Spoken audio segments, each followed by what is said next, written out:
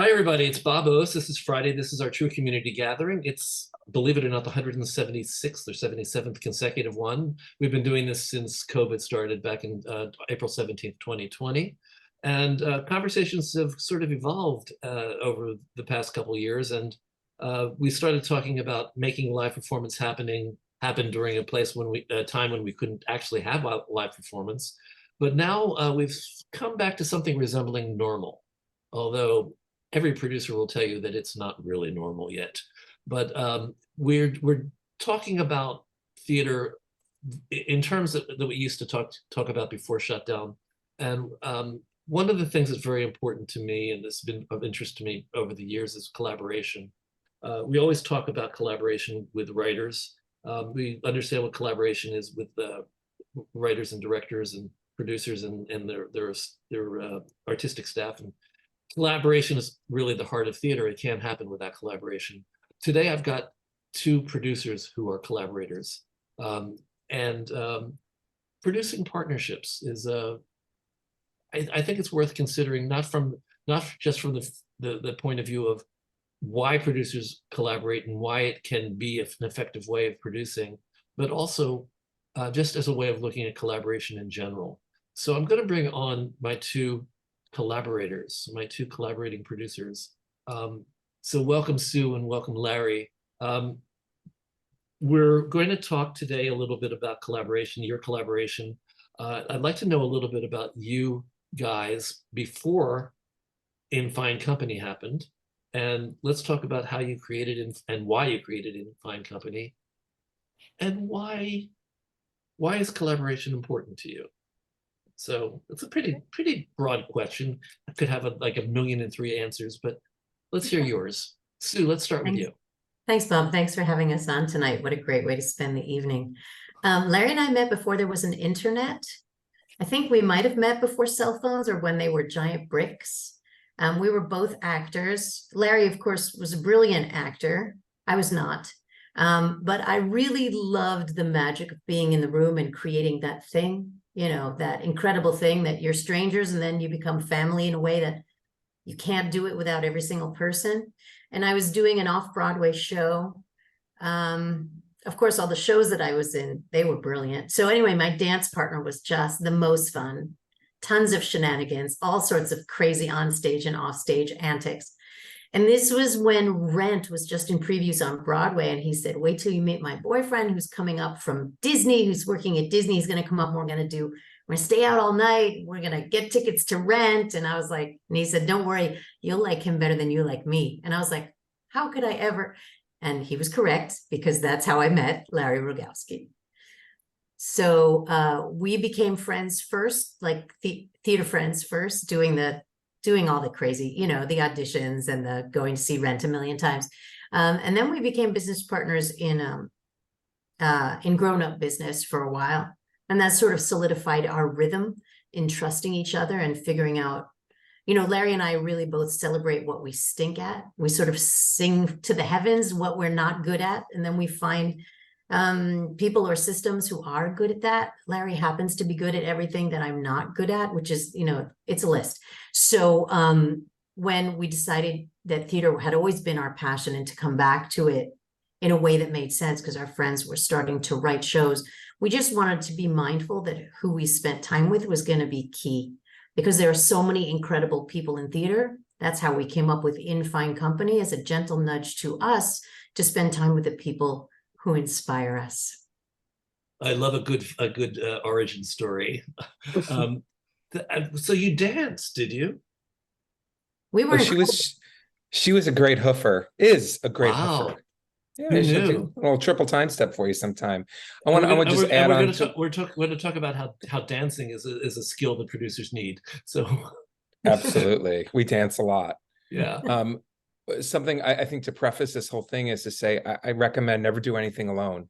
So for us, it was inevitable to be partners and to partner in producing, because I just think of all the times that we have succeeded and we get to celebrate, but more than that, we have failed more times we've succeeded, and we can laugh about it together and move on to the next thing. If you don't have that person to sort of commiserate and laugh with, you can get into trouble. You can get in your own stuff.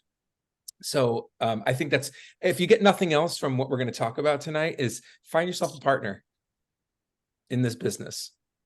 And you're not really just referring to producing, you're just thinking in terms of not even I think writers need to surround themselves with people that can support them. But for producing partnerships, it's a specific thing that I think you basically hit right on the head, which is find somebody that does things that you don't do. Find ways. If you're not good at the obvious thing that we always say is, if you're not good at raising money, if you think that you don't know anybody with money and that you can't ask anybody for money, and you want to be a producer, you better find a partner who can ask for money. So which one of you is the money person? Well, hang on, before we get there, I want to tell you what our creative partnership has organically sort of evolved into, because we didn't know this at the beginning. Bob, you all should know that Larry and I both really love the game of chasing funds if we believe in the show. And that is a big indicator to us. If the funds are flowing in effortlessly, this show is a good fit for us. If we're struggling to raise the funds, this is not our show. And it's an easy barometer. The thing I want to say, because I think it's implied in what you said, but you're not stating it. It's not a question of whether the show is good, bad, or indifferent. It's a question of whether you have the belief in it that makes it easy for you to ask for the money. Oh, every show is good, bad, and indifferent to someone. Right. It has to, we have to be able to see it happily 8 times a week. And there are some shows early on in particular that Larry and I jumped on because the checklist said, this is a good idea. And it never worked out for us. So what do you do in a situation like that? Were you in a situation where you actually committed to raise money and you had to finally say, I'm not able to sell this? So Sue and I, no, we've always come through with raising money. We get it done. That's the fun part, and that's something, like Sue said, we really do have in common. In fact, when you asked us to speak on this tonight, we really had to rack our brains. I know you wanted to know, like, what big differences do we have, or like where do we sort of clash maybe? And for us, there's not many places that we clash. In fact, I don't know if there's anywhere we actually do clash. The raising money part, we compete with each other. I mean, there's nothing better than having win. Not true. There's nothing better than having Sue call me in the morning or at night or whatever, and we talk late at night sometimes, and like, okay, who'd you talk to today? How did it go? Like, we do that to each other because it gets competitive, but in the best way, in a fun way. I'm very happy when Larry wins, rarely. But we did come to this conclusion, and we didn't even notice it, Bob, until you asked us to talk about this. But we pointed out that Larry is pretty incredible about finding projects early on that have the diamond element in them, a show that's going to be incredibly special. And I trust his judgment more than mine when we're seeing so much stuff in early development now that the world is waking up again. When we'll go to an early reading of something, and when we leave, and of course we honor the 3-block rule. We talk about everything except the show for 3 blocks after seeing it. But then afterwards, Larry will have an itemized list of where are the elements that people will care about this, and where was I want you to teach the 3-block rule to the room. Explain to them why you say that. So when you're in the room, it doesn't matter what room you're in. If you know everyone or you know no one, it is wonderful. The show is wonderful. The actors are wonderful. The costumes are wonderful. The atmosphere is wonderful. The chairs are wonderful. And then you just want to make sure, and even if it's on Broadway and you think you're surrounded by thousands of anonymous people, you just never know who's sitting right next to you in a Broadway house. You just want it to either say nothing if you have nothing good to say, or to just be lovely about it. And then walk an absolute minimum of 3 blocks away before sharing your true feelings. If you can just not share your true feelings when you're in the theater district, I think that's best, because you can really, just as a human, you can do damage. If I'm sitting in one of my shows, and something that Larry and I did, we had a workshop a few weeks ago of burlesque, which we're actually developing in the UK. So we did a workshop, we did 2 workshops in London, and Larry and I knew some people in the audience, but many of them we didn't know because they're local Londoners, and they didn't know us. And it was great for me to just sit among people I didn't know and listen to what they were saying to each other. It was incredibly beneficial. I think they would have been mortified if they'd known who I was. Awesome. Great focus group. There really are two sides to that, because I think if you we can't know that what we're seeing is what everybody else is seeing. I mean, we all see shows. We've all gone through it. We sit and watch something with our like best friend or husband or whoever, and we at the end of it, you know, we're just thinking, oh my God, this is the best thing I ever saw in my life. And you turn to your partner and they say, what a piece of shit. I mean, That's usually my 11-year-old son usually says that to me in the middle of a show. Dad, this is crap. Literally, I have to talk. Is he ever? Everybody Is he around ever, us is having a great time. is he ever right? Yes, Oh, Okay. he's almost always right, but I don't want him to say it, or, you know, out of the mouth of babes, right? But Yeah. yeah, he's right. But Sue makes a great point, no matter where you are, you know, especially from workshops, because you don't know, that person could have written it. This could be, you know, an ode to, you know, their spouse who died or whatever it is. Like, they have a real reason for writing this show. And why would you want to ruin that for them or poo-poo that for them? Unless on a phone call or sometimes later, they're asking for your feedback and your opinion. Then of course you can give it in a gentle way. You don't want to be harsh, but certainly in the room or the 3 blocks around it, there's no need. Talk about something else. What if you about have when a nothing nice producer to say. when the producer comes over to you after you've been invited to a reading and says, so what did you think? Should I be doing this? you say, You say- congratulations, absolutely amazing. Let me know when you have 5 minutes in the next 48 hours. Right now, you have a lot of people to do FaceTime with. You and I will be in touch. Okay. So you open the door, but There's you no also reason to hurt people's feelings and to ruin. There's just maybe it sort of feels good, like you feel like a big person to give your opinion or whatever, but it never feels good to anybody else. I think some people get protective and think, oh my God, he has to know that this isn't working yet. I think some people I think they're being helpful, but it goes back to what I said. Just because you didn't like it doesn't mean other people don't like it. It's, you know, you have to really always put your own feelings and your own judgments of anything in the context of this is me and I'm seeing it through my filters. So. That's a strength that Larry has that I don't have. A, being nice. I just, no. But also. But you are one of the nicest people I know. How can you say that? Bob, within the next 48 hours, let's have a 5-minute call. But why did I think that was a threat? Larry's really amazing at seeing what's good and in what direction to lean with a show in early development so that it becomes that magical transcendental experience. I think on the other side of things, I'm better at seeing what's not working. And that's an incredible creative partnership right there. Well, some of us, as particularly writers, are burdened with structure and knowledge of dramaturgy, and it's hard not to put that filter aside when you're seeing anything. But not necessarily. It's not necessarily your job to fix somebody's show. Unless it's our show, and then it really becomes our job. Yeah, exactly. We really love that. That's a lot of fun. That's a huge privilege, but tons of fun. So let's go back to your collaboration. You've kind of implied that you both do everything, but are there kind of areas of strength that one of you has that the other? Let's talk a little bit about how you complement each other. In my description of the panel today, of the discussion today, I say that are there ways in which you clash, and then or are there ways in which you agree with everything? And then I put, is there a thing like, is that a thing? Do people actually agree on everything? Well, I will tell you one area where we have clashed is I'm very tolerant, like to a fault, tolerant of people, of situations, and I'm nice, you know, and I just am. I don't love confrontation. I've gotten better as I've gotten older. And that's where Sue really thrives. And Sue is, you know, she's obviously whip smart and she has a great vocabulary.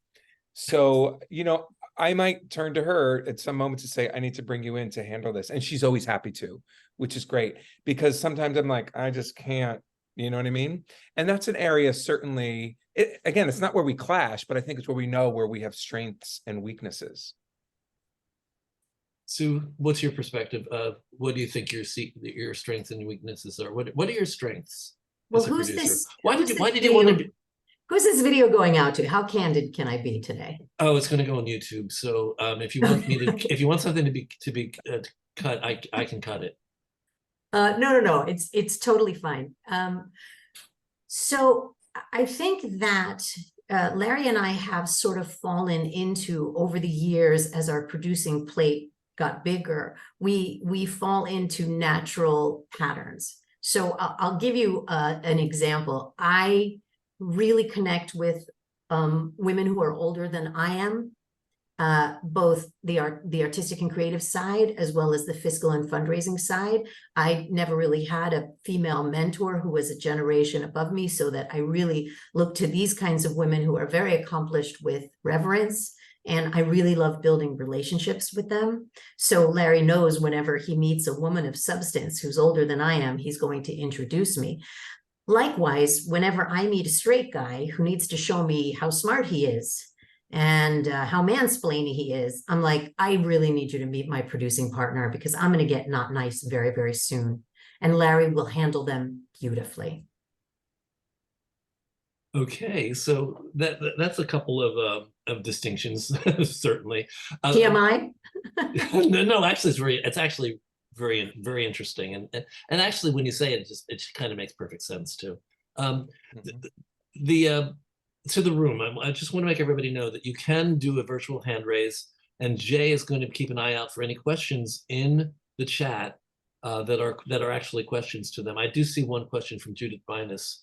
Can I just add just about partnership and as you grow, as Sue and I have grown, we've been producing together for about 9 years now, and our plate is more full now than it's ever been. And maybe that's because we're post-COVID and there was projects that probably would have happened before. And we, like, literally right now on Broadway this season, we will have 1, 2, 3, 4 Broadway productions. One of them we're general partners on, so we're lead producing it. That's The Outsiders. Another one that we're have a very large piece of, and that's The Who's Tommy. And then we're co-producing Merrily We Roll Along and Here Lies Love. So we have a very full plate. And as Sue mentioned, we're producing Burlesque over in the UK, which we are the lead producers of. It's more important now than ever that we have a partnership. I would never take on this many projects alone, right? But because I have Sue, I'm able to. And, and we divide and conquer. We just had this conversation today with one of our teams, like, great, there's going to be 2 Zooms weekly. You're either going to get me or Sue on those Zooms. We're not both going to be on it. And that's understood. And that's really good, because then I can just relay the information. Well, say I'm on it, Sue is off, meeting with an investor or meeting with a designer, or doing something else that has to do with the show. And occasionally, visiting one of her kids in college, but it depends what Not we're doing up that. to. They want to visit me, they can see one of my shows. That's fine. The maternal instinct. Well, that's the other thing, Bob. Like, Larry and I are also very dear friends, and our kids are basically siblings to each other. So if there's something that needs to happen in life, we don't have to ask permission. It just happens. So, well, yeah. And Sue, she gets that. Like, if you right away, Sue goes, yep, go handle that. Like, if I say, oh, my kid, his baseball game or whatever it is. Oh yeah, of course, go. Like, it's never like, oh, really? You're going to go to your son's baseball game, which you might get from certain people. That's happened. They're like, they don't get it. They don't understand. So it's really good to have a partner that understands your life and knows, like, and has compassion in that way.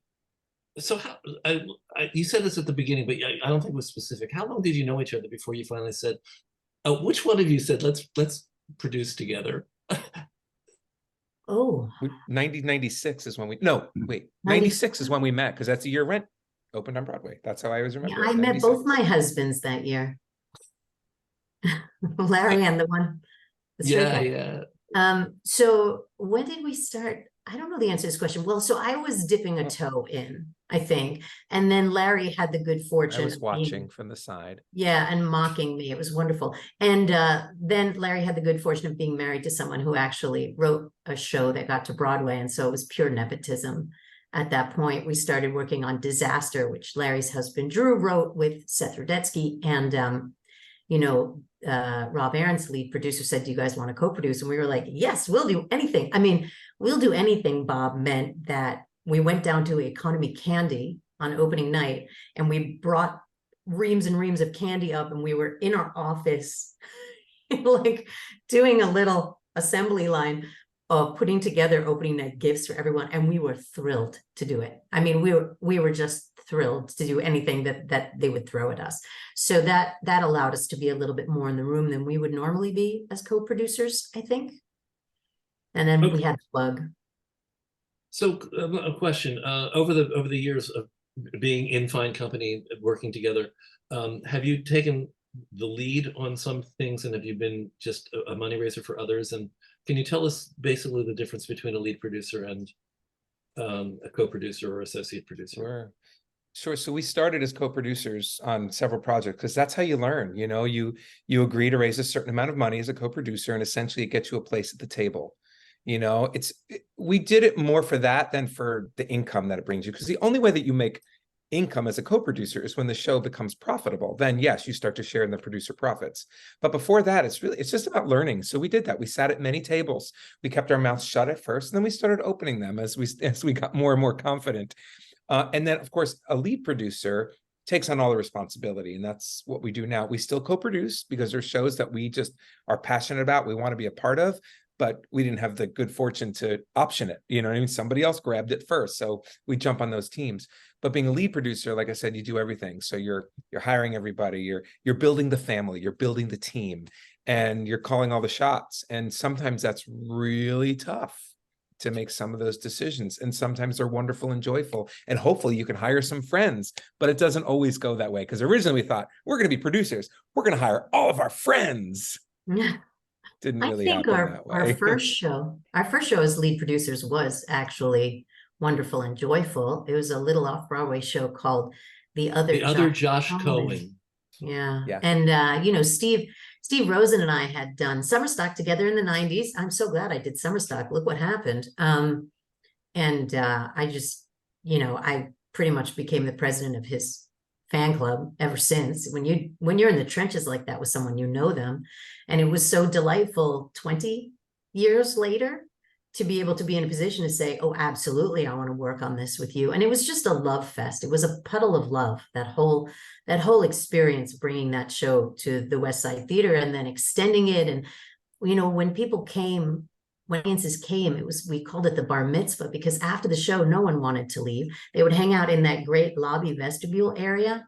And the people that were the most vocal, we would saunter on over and be like, hey, do you want to be part of our grassroots team? Because this show doesn't have a Broadway budget, but it really has incredible word of mouth, and people who come to see it are moved. And how about being part of our boots on the ground to make this happen? And it really was like a big old conga line. People just jumped on to be part of a show that made them feel so good. And Larry or I, but usually Larry and I, were there for all 187, I think, performances that we had for The Other Josh Cohen, because it was the place to be. It was so much fun. It was the opposite of work. Okay, give me a second. I have to stop. Oh, there we go. All right. And of course, True was very happy to have brought a little theater party to The Other Josh Cohen. My question's another question to you guys, which maybe I don't know whether it's a good question or not, but did you know what producing involved before you started doing it? No, Okay, no. then it is We just knew we wanted to do it. Sue and I, look, like you said before, we were both actors, right? That's who we came up. So we come up from creative backgrounds, and we love it, love the theater. But you get to a certain point in life, and it's like when you're an actor, you know, you don't really get to call the shots if you're just an actor. I never mean just an actor, but if that's what you're doing, right? So we both left the business really and went on to do other careers. In the meantime, we did some stuff together.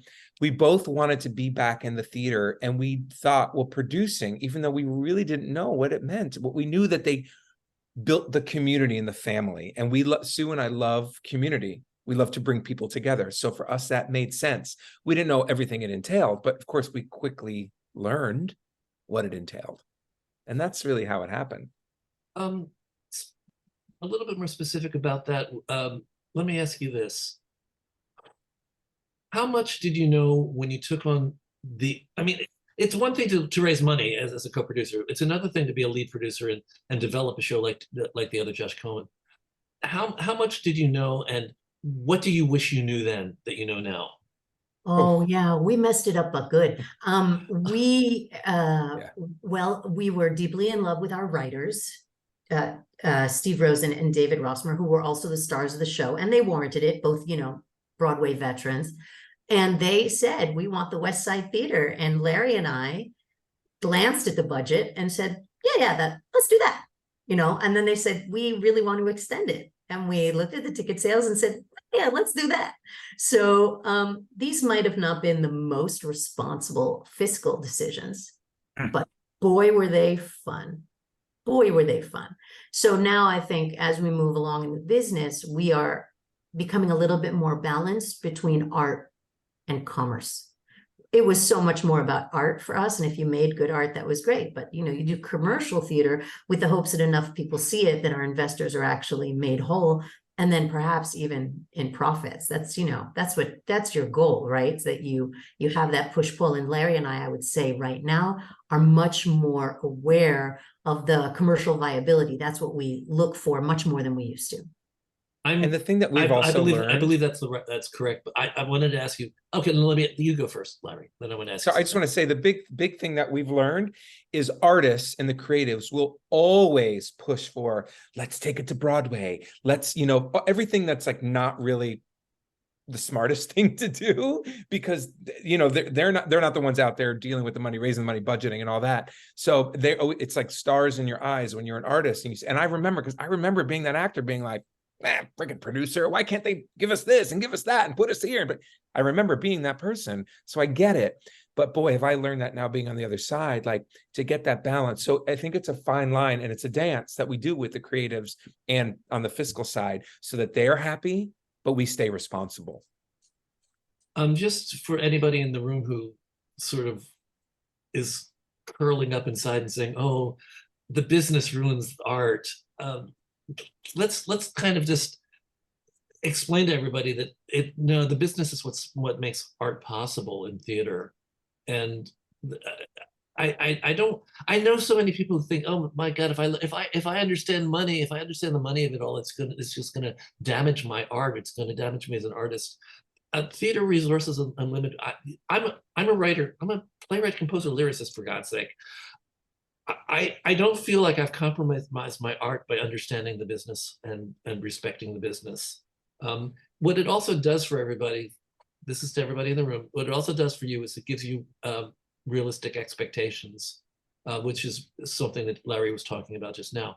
Basically, when you understand how the business works, you will be able to navigate it, and you will be able to create goals for yourself that are actually achievable, instead of goals that are just going to frustrate you because they're not realistic.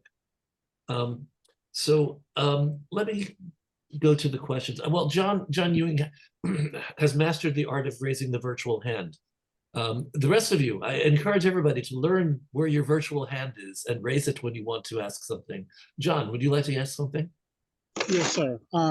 Sue and Larry, I wanted to ask you guys a question in regards to your level of emotional and mental commitment to your productions. I was listening to a podcast with Manny Eisenberg, and he talked about he had to learn from committing so much emotionally to where if the production is a total disaster, he had trouble recovering from it. And I just wanted to ask you guys, have you experienced that, and how do you sort of find that balance or equilibrium between just keeping it about business and sort of trying to stay back as much emotionally as possible? Oh no, we can't do that. We fall desperately, pathetically in love They're with like our shows. children. Yeah. It's like They're- raising children, but no, you're right though, John. I think you have to learn to give up some attachment to a project, and that's tough. Sometimes you have to let things go or accept that's what it is.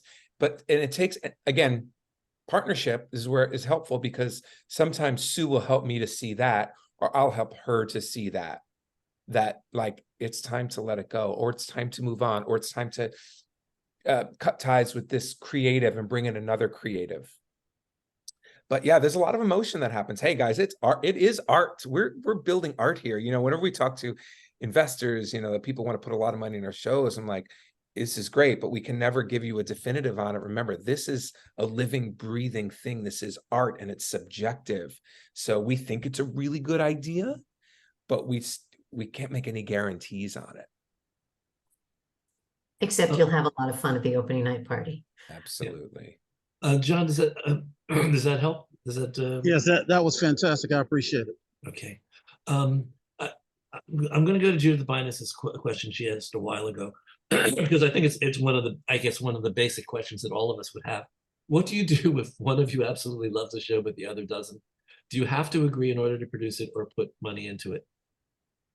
I don't think we've ever had that situation, but we have had the situation before that Larry saw a show that I didn't see. You know, A Jagged Little Pill is a perfect example of this. Larry saw a very early reading, I don't know, something, and he came back to the office and he was not okay. He was like a big mess. He was just a puddle of tears, and he was like, we have to. And I didn't see Jagged for a very long time after, but Larry said so. So we do it. So we can talk about the whole concept of trust as well. If you're going to have a partner. I was pretty passionate about it, as Sue said, but I think that's the only time. Everything else, we have not had, like, there's been some things where Sue has sent me something and she's like, oh, I think this might have some promise. And I'm like, and vice versa. I would point to something like, oh, I think that's might be a good idea. And she would say, for these reasons, I don't think so. And then we agree. And that we haven't. It usually happens after one of us is on a phone call with someone who's pitching it to us. And so we get all excited, and then we convey to the other person. The other person says, okay, I appreciate that you've got a great, you know, like a really great sales pitch. Here's what you haven't addressed yet. And we'll fill in the holes and the things that maybe the other hadn't considered. But, you know, any producer, anyone who's involved in the arts, 99.9% of things we're pitched, we must say no to, because the relatively few projects we're working on at any given time take your entire life and beyond. So most things are just a no. They have to be a no. So then the yeses must be the shining stars. I just want to point out that there are successful producing partnerships that I don't think are quite as like-minded as yours. I think you're exceptional. And people, my producing partner is exceptional. I agree with you. My partner's pretty exceptional too. Okay. So it's a mutual admiration society. It's kind of annoying, actually, isn't it? But I'd be really annoyed by us. I'd be like, what is with these people? Like, geez. Well, it's somebody just has to have a fun black when cloud Larry's over them. around. It's not as fun when Larry's not around. One of the challenges right now that I'm actually dealing with is Larry mentioned that we don't have enough time to do things together. I am not as happy when I'm doing it alone. It's hard to do it alone. It's hard to do anything alone. But I know no matter where I go, if I'm going there with Larry, I'm gonna have a great time. It doesn't matter who else is in the room. Again, I just want to point out that partnerships can take many different forms. This sounds pretty ideal. But I do know partnerships where people don't always agree, and I know partnerships where people have strengths and other people need those strengths to complement what they do. You guys seem to be of one mind. It's kind of amazing, very rare. Charlie Hitchcock. Thank you guys so much for your time here. You're very inspiring. I'd love it if you could talk a little bit about how you modulate, making sure you're not overcommitted, but also maybe expand your team or make sure you're not idle. How do you manage your load? Overcommitted, Charlie. We are so overcommitted. But someone said to us recently, how much are you guys working these days? And I think Larry was the one to answer. He said, we're not working at all. So I think that's the goal, is to have the most incredible life and the most incredible adventure with this. If we looked at it as work, it would probably be something like 80 hours a week right now, because we're developing burlesque in the UK, which means we wake up first thing and we're on Zooms at 7 a.m., 8 a.m., 9 a.m. with them. And then, today we had outsiders callbacks, and then we had went to Brooklyn to check on how we're going to light the stage on fire in the afternoon, and now this. So we're juggling a little bit, and of course you can never predict when your shows are going to come in, but it is a little a little stacked with The Outsiders opening in April, The Who's Tommy opening just before that, and then we zoom over to Manchester for the out-of-town tryout for Burlesque in June of 24. So prepping for all of that is a little bit more than maybe we would have planned for, and you can't plan for it, which is again why I'll go back to having a partnership is so invaluable, because Larry and I are going to go over to Manchester for 6, maybe 8 weeks. I'm going to vault back to do some family mom things, and no problem, Larry will be there.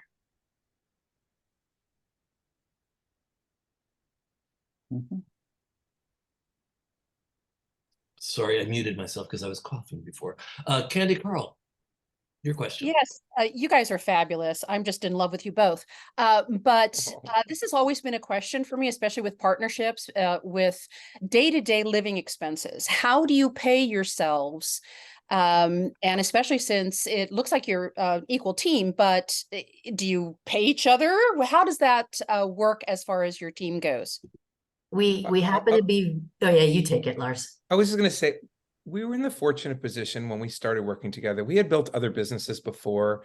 So we were able to take the time to go to readings and do things where we didn't have to go to a day job. You know, neither one of us had a 9-to-5. We've always been entrepreneurs. So that was definitely helpful. I will say neither one of us grew up with a silver spoon in our mouths and nothing was ever given to us. I want to be really, really clear about that. Everything we have, we've built, and I'm really proud of it. But now, you know, we have successful shows that pay us. You know, we make income from being producers. We do many things though. We host groups. We do theater related events. So we have a whole sort of system and a thing going, which is really exciting. So we have a company, Infine Company, that's our corporation, and that pays us. So we get paid from our company. Amazing. It's fun to note, one of the things that Larry and I love to do is bring people back to the theater, because COVID got us, not us, but it got people out of the habit. So we will bring in groups to the shows, and usually we'll just say, how many people have been back to the theater? And somewhere between 5 and 10% of a group have been back. But when you bring a group in and you bring in friends of, that's a really good way to get people back into the theater, and for them to say at the end of the night, this was spectacular, this journey that I took with these other, I have to do this again. So we focused a lot of our efforts on tremendous amount of groups all over the country with all of our touring shows, as well as our Broadway shows, bringing them back to the theater and making sure that we have audience for the projects that we're working so hard on.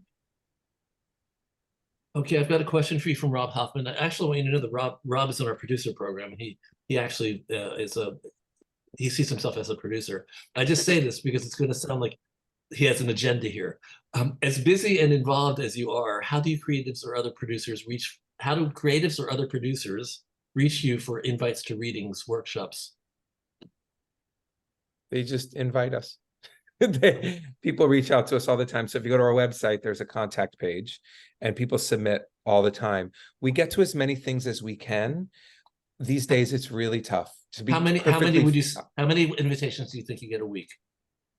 Oh, Sue, how many do we getting a week? I mean, we get a lot through friends and friends of friends. We will always try to go to a reading if it's someone that we know personally, that they've worked on this for months and it's going to take 90 minutes out of our day. On the other hand, 90 minutes out of our day these days is a lot.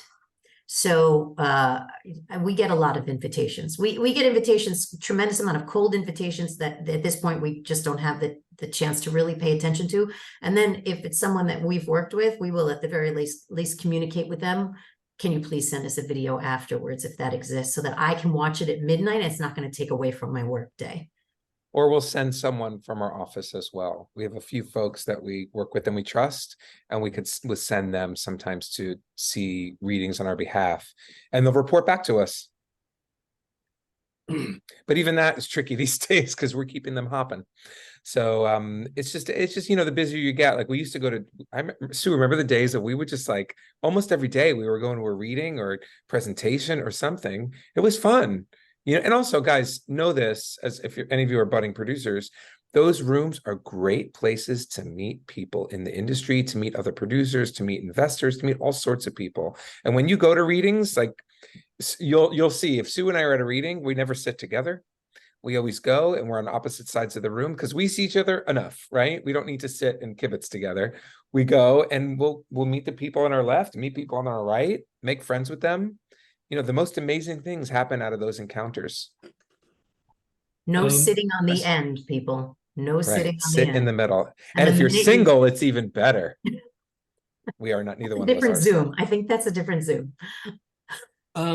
This is the question that I thought was implied in Rob's, but I'm gonna go back to Stephanie Grayson. But first, I want to say, Kimberly Klaus wants to know what's the best way to go about setting up an appointment. I think the better question is there a way for people to set up an appointment to pitch you? Is that something you're open to, or? When? Yeah, I know. It's like that's what I was thinking. It's like when. You know, a lot of people will send us their stuff, and what we always say is we cannot promise that we will get to this, but we have every good intention to get to this. And then we do have a team that reads scripts for us. So somebody can submit a script to your office, and it will be read by somebody on your Yeah. team. Submit to at our website. All right, the I think that contact. may be the best answer to what I think she's asking. But Kimberly can correct me.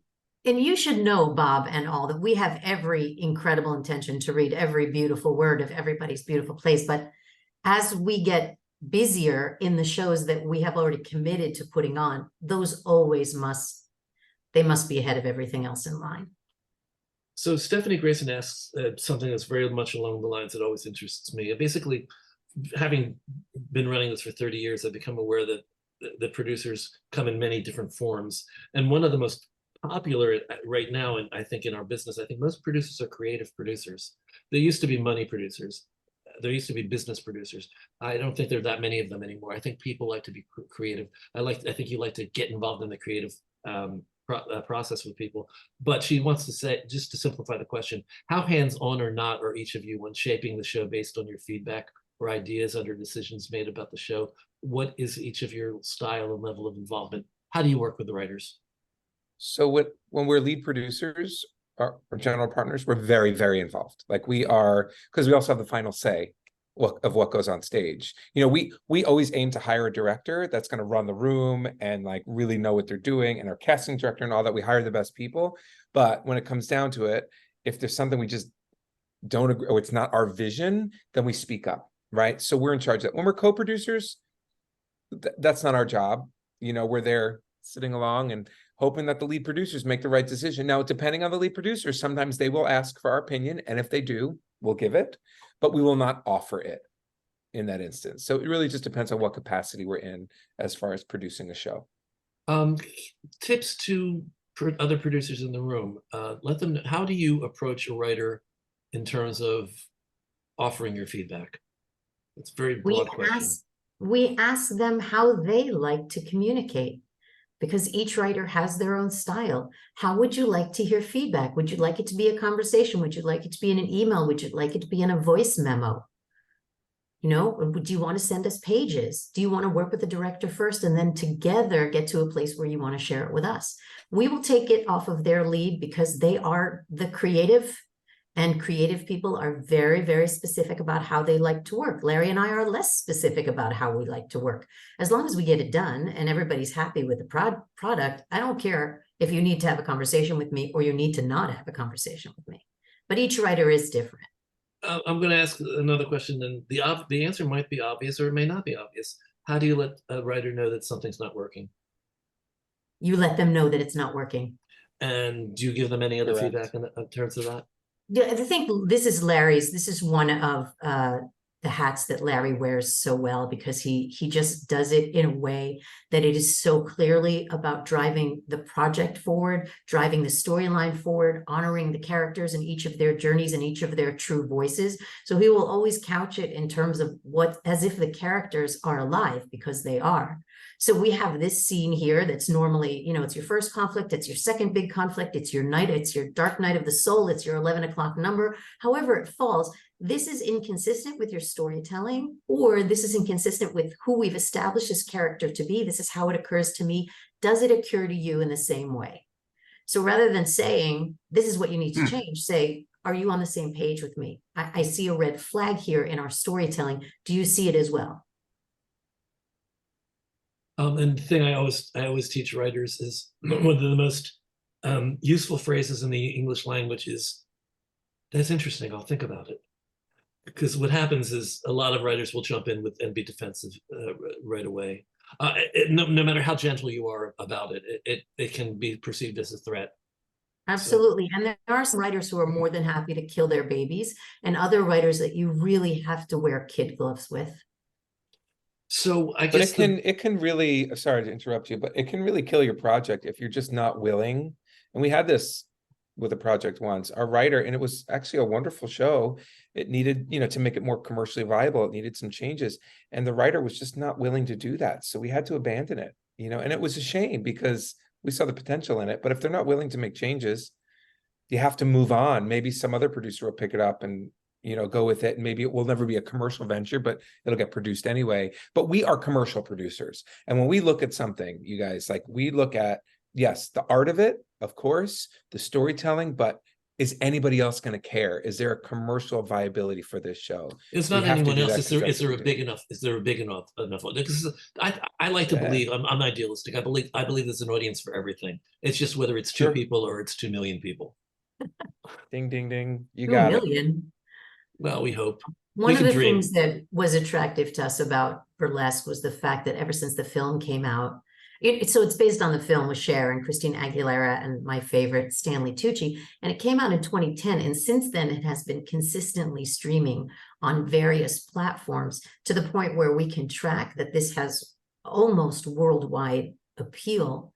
This is one of the most popular Western films in Japan.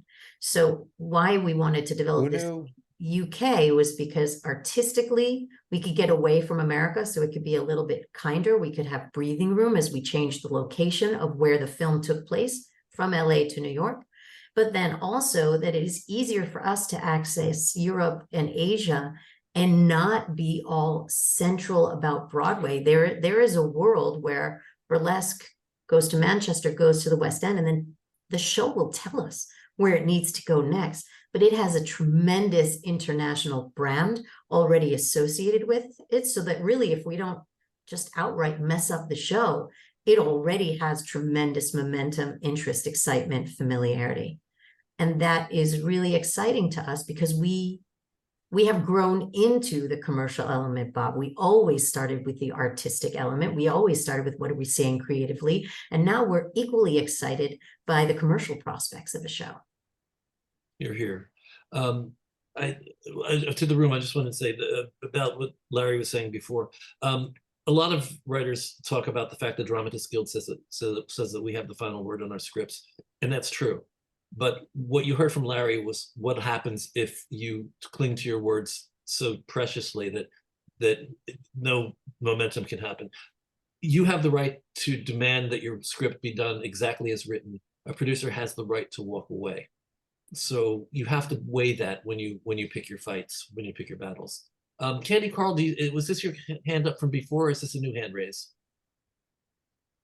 It's old. I have an old hand. Okay. Then I'm going to go to Alana Stanger. Alana? Hello, Sue Gilad. Hello, Larry Rogowsky.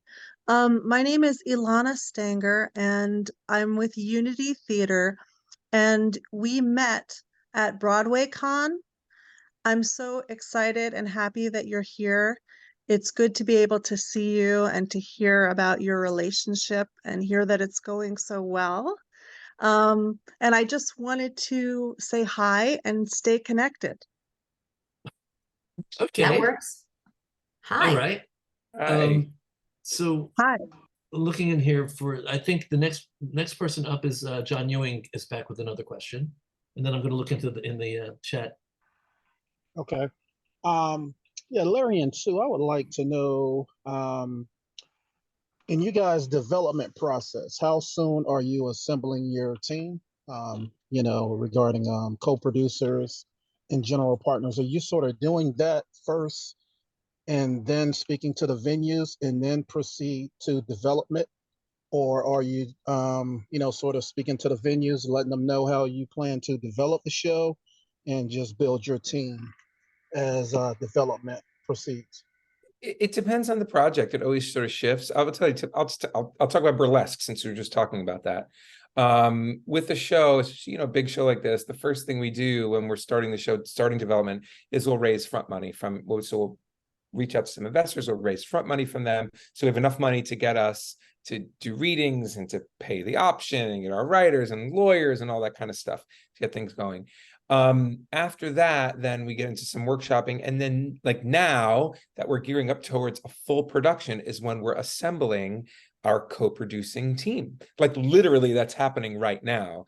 Of course, there's been a big frenzy for it because we did this workshop in London and Christina Aguilera is attached, and it happened to get leaked to social media before we made an announcement about the show, which is at first we were pissed about, but then we got really excited because we didn't have to pay a dime for all the crazy press that's happening, like Entertainment Weekly and People Magazine. Everybody knows about the show happening, so people have been, reaching out to us about.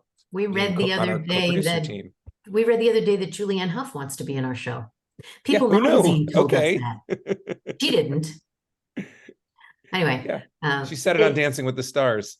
We're also on the creative side right now. We're also assembling our designers, which of course you do in tandem with your director, because we're fortunate enough that our director choreographer Nick Winston has longstanding relationships with people that he has shorthand with. So we just did this the other day, speaking about sound designers and going through their CVs, but then also talking about Nick's relationships with them. And he really runs a beautifully calm room.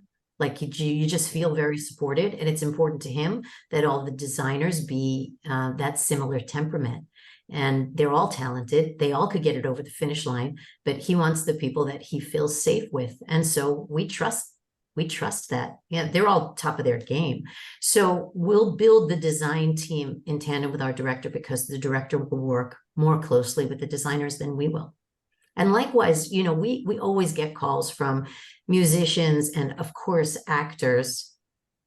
Our casting director will bring in the actors. We can always request, or we can likewise request, please, we don't need to see that actor. Thank you so much. And our music soup will be the person who fills the band. So it's really about being an excellent delegator and trusting your core team. If we trust our director to bring on the designers, if we trust our music core team to bring on, there are a lot of people that are involved in our shows that we don't know personally. We would like to know everyone, but it's virtually impossible. So you really want to work with your closest people and to know that their judgment is aligned with your judgment. Well, I know that you guys have to leave at 6:30, so I'm going to thank you both for being here today. I think we've covered more ground than I even was anticipating. Yes, we talked about collaboration. Yes, we talked about your partnership, but you also gave a great amount of information that's very useful for the people who are aspiring to be producers. Just how the producer process works and what's involved in it, especially the combination of business and art, which is at the heart of what we do here at True. Thank you very much. I'm going to go say a few words, and I'll come back and personally say thank you again. But here we go into speaker view, and I'm talking to my audience out there in YouTube land and in podcast land as well. Thank you for being with us. It was an honor having Sue and Larry with me today.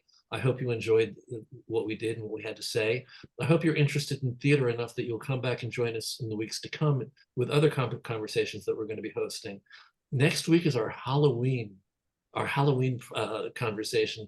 I've got the producers of Saw the musical, and also the producer of Night of the Living Dead, the musical.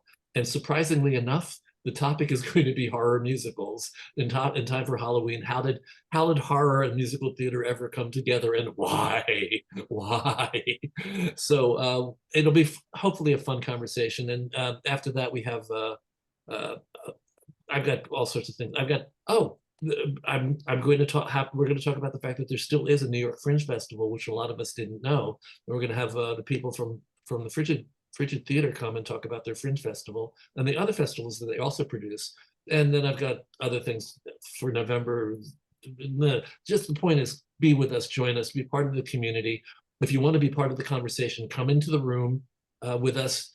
I can make that happen. All you have to do is email me at trunltd@aol.com, trunltd@aol.com. Put Zoom in the headline, make me laugh, use Zoom in a fun way. And I'll send you the Zoom link every week and you can be part of it. We've been doing this since we started in 2020 as a community service, and we've been doing it as pay what you can, which means you can always come for free.